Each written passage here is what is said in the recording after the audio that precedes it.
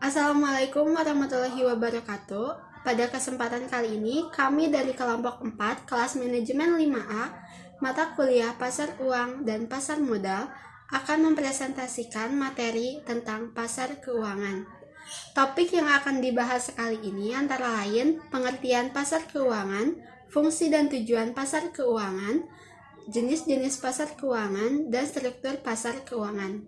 Kami harap teman-teman dapat memahami materi yang akan kami jelaskan nanti, dan semoga materi yang kami jelaskan dapat bermanfaat bagi kita semua. Selamat menyaksikan. Terima kasih. Bismillahirrahmanirrahim. Nama saya Nisa Maharani Foto. Di sini saya akan menjelaskan tentang pasar keuangan dan tujuannya. Yang pertama ada pengertian pasar keuangan menurut Stigam. Pasar keuangan adalah kumpulan dari berbagai pihak untuk mengadakan transaksi keuangan, di mana pihak yang mengalami kelebihan dana ini menyalurkan dananya untuk dipinjamkan atau loanable funds kepada pihak-pihak yang sedang mengalami kekurangan dana. Nah, dengan demikian, pasar keuangan ini mempunyai peranan yang sangat penting untuk meningkatkan efisiensi perekonomian melalui penyaluran dana dari pihak yang mengalami surplus dana kepada pihak yang membutuhkan dana. Berikutnya, pasar keuangan ini dapat dibagi menjadi dua, yaitu ada pasar modal dan pasar uang. Nah, untuk pasar modal ini adalah pasar yang tempat diperdagangkannya adalah surat-surat berharga yang berjangka waktu lebih dari 1 tahun. Jadi untuk jangka waktu panjang.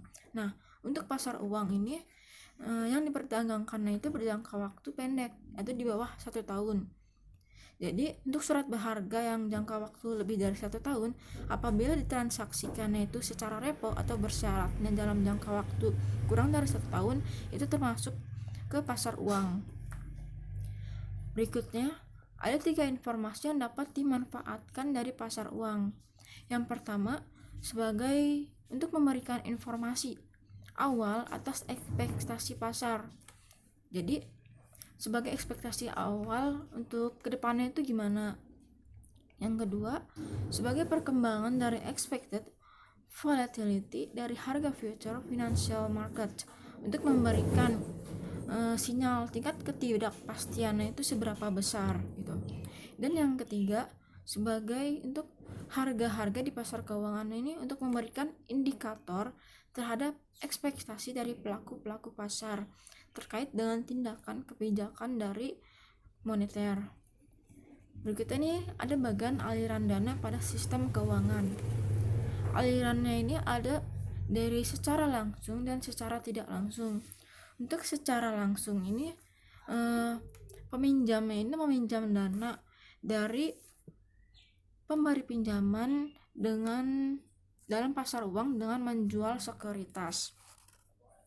Sedangkan untuk yang secara tidak langsung ini melalui lembaga-lembaga keuangan seperti bank, perusahaan asuransi dan lainnya.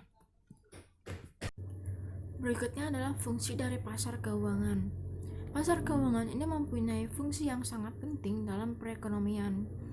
Pasar keuangan ini membiarkan dana mengalir dari orang-orang yang tidak mempunyai kesempatan untuk berinvestasi secara produktif kepada orang-orang yang mempunyai kesempatan untuk berinvestasi. Pasar keuangan ini sangat penting untuk mengalokasikan modal lebih efisien. Sekian dari saya. Saya Almadini, saya akan menjelaskan tentang tujuan pasar keuangan yang dibagi untuk 3 pihak. Yang pertama, pihak yang membutuhkan dana, yang kedua pihak yang kelebihan dana atau investor, dan yang ketiga pihak lembaga keuangan. Bagi pihak yang membutuhkan dana, pasar keuangan memiliki tujuan untuk memenuhi kebutuhan likuiditas atau membayar utang perusahaan. Yang kedua, memenuhi kebutuhan modal perusahaan. Dan yang ketiga, untuk melakukan kegiatan spekulasi terhadap kenaikan kurs mata uang yang biasanya terjadi pada valuta asing. Bagi pihak yang kelebihan dana, pasar keuangan memiliki tujuan untuk memperoleh keuntungan dari bunga yang dibebankan kepada pembeli, membantu individu atau perusahaan yang membutuhkan modal, Dan yang ketiga, untuk memperoleh dana baru guna melakukan investasi yang baru. Bagi lembaga keuangan, pasar keuangan memiliki tujuan untuk memperoleh keuntungan dari selisih bunga yang diberikan kepada pihak yang menyimpan uang dengan bunga yang dibebankan kepada peminjam atau debitur, lalu mendapat keuntungan dari biaya-biaya yang dibebankan kepada nasabah seperti biaya administrasi, biaya iuran, dan biaya kirim. Baik, yang selanjutnya mengenai jenis pasar keuangan. Nah, teman-teman, dalam melakukan transaksi keuangan dapat kita lakukan di berbagai jenis pasar keuangan yang tersebar dalam berbagai jenis. Salah satunya yaitu yang pertama ada pasar modal atau capital market. Nah, pasar modal merupakan pasar diperjualbelikannya modal dalam jangka panjang dalam bentuk surat berharga seperti ya obligasi atau saham, dan jangka waktu surat berharga yang ditawarkan biasanya berumur lebih dari 1 tahun ya teman-teman, karena waktunya juga panjang. Selanjutnya ada yang kedua ada pasar keuangan atau money market. Nah, pasar keuangan merupakan pasar diperjualbelikannya modal jangka pendek dalam bentuk surat berharga, ya seperti deposito berjangka, wesel, atau promise, di mana jangka waktunya kurang dari 1 tahun. Kemudian selanjutnya ada pasar valuta asing. Nah, pasar valuta asing yaitu pasar yang melakukan kegiatan transaksi valuta asing atau mata uang asing, baik spot transaction, forward transaction, dan swap transaction. Perkenalkan, nama saya Astrid Karlinda. Saya akan melanjutkan materi dari Saudara Arif, yaitu tentang jenis pasar keuangan. Yang keempat itu ada pasar kredit konsumen. Pasar kredit konsumen adalah pasar yang melayani pembiayaan pinjaman untuk pembiayaan konsumen atas produk, baik barang maupun jasa, seperti pembelian rumah, motor, pembelian mobil, pembelian alat rumah tangga, terus liburan, dan pendidikan. Yang kelima itu ada pasar hipotek. Pasar hipotek itu adalah pasar yang melayani pinjaman untuk lahan perumahan, komersial, industri, dan pertanian. Yang terakhir atau yang keenam itu ada pasar komoditas. Pasar komoditas adalah pasar yang melakukan kegiatan jual beli komoditas seperti produk pertanian. Baik, hanya itu saja yang bisa saya sampaikan. Terima kasih. Bismillahirrahmanirrahim. Assalamualaikum warahmatullahi wabarakatuh. Nama saya Aryani Fajri. Saya akan menjelaskan materi mengenai struktur pasar keuangan. Struktur pasar keuangan diantaranya yaitu 1. Pasar utang dan ekuitas. Perusahaan atau individu dapat memperoleh dana di pasar keuangan dengan 2 cara. Metode paling umum adalah menerbitkan instrumen utang seperti obligasi atau hipotek. Metode kedua dalam mengumpulkan dana adalah dengan menerbitkan ekuitas seperti saham biasa yang merupakan klaim atas laba bersih dan aset usaha. Yang kedua ada pasar primer dan pasar sekunder. Pasar primer adalah pasar keuangan di mana penerbitan sekuritas baru seperti obligasi dan saham dijual kepada pembeli pertama oleh agen perusahaan atau pemerintah yang meminjam dana. Sedangkan pasar sekunder adalah pasar keuangan di mana sekuritas yang telah diterbitkan sebelumnya dapat dijual kembali. Baik, masih pada slide yang sama yang barusan dijelaskan oleh Saudari Aryani, saya lanjutkan pada poin C atau poin 3 mengenai struktur pasar keuangan, di mana pada poin ketiga ada yang disebut dengan bursa dan pasar over the counter. Pasar sekunder dapat diorganisasikan dengan 2 cara.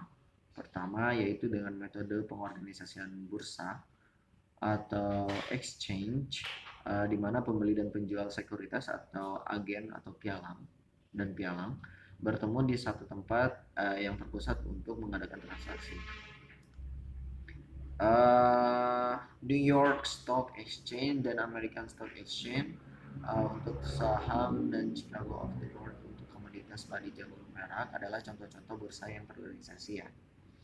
Nah, metode kedua, tadi kan metode exchange, yang metode kedua adalah metode lain pengorganisasian pasar sekunder adalah dengan memiliki pasar over the counter atau OTC yang sekarang akan kita bahas, di mana dealer-dealer pada tempat yang berbeda yang mempunyai persediaan sekuritas siap untuk membeli dan menjual sekuritas melalui telepon atau jaringan komputer kepada siapa saja yang datang ke pasar tersebut dan menerima harganya. Nah, oleh karena itu, para dealer over the counter atau OTC tadi terhubung dengan komputer dan mengetahui harga yang ditetapkan oleh satu sama lain. Pasar OTC sangat kompetitif dan tidak banyak berbeda dengan bursa yang terorganisasi. Banyak sekali saham yang biasa diperdagangkan melalui over the counter atau OTC ini. Walaupun ya sebagian besar perusahaan-perusahaan besar memperdagangkan saham-saham mereka di bursa saham. Pasar obligasi pemerintah Amerika Serikat dengan volume perdagangan yang lebih besar daripada New York Stock Exchange sebaliknya ditetapkan sebagai pasar over the counter.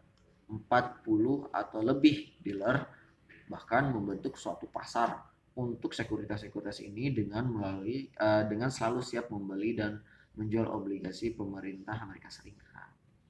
Over the counter ini lainnya meliputi atau pasar over the counter OTC pada lainnya meliputi pasar yang memperdagangkan jenis instrumen keuangan lainnya seperti sertifikat deposito yang dapat dinegosiasi atau istilah internasional adalah negotiable certificate of deposit.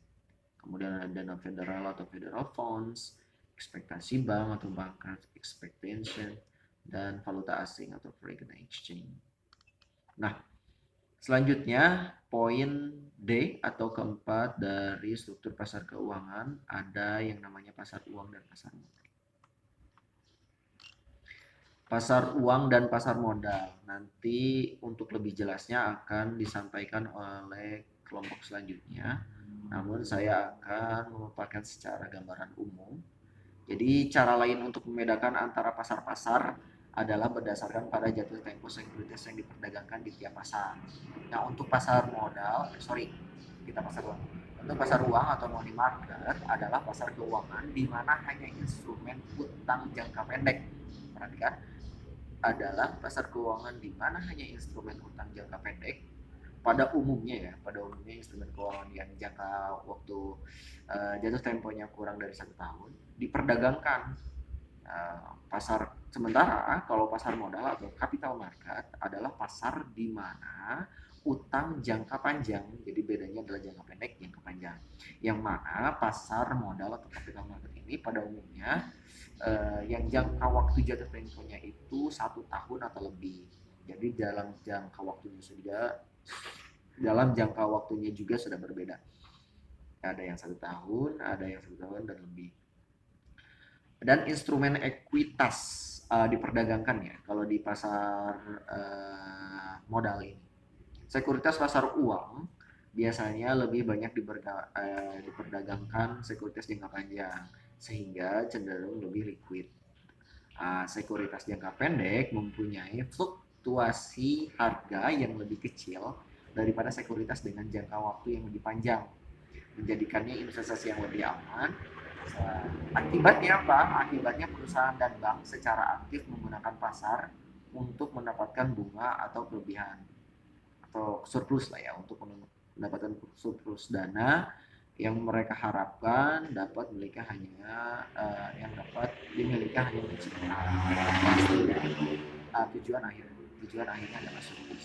Sekuritas pasar modal sendiri seperti saham dan obligasi jangka panjang sering kali memiliki atau dimiliki oleh pelantara keuangan seperti perusahaan asuransi dan dana pensiun.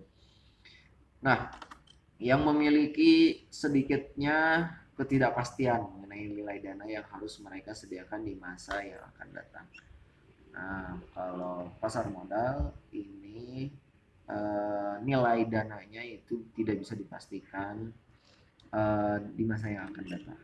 Demikian mengenai struktur pasar keuangan.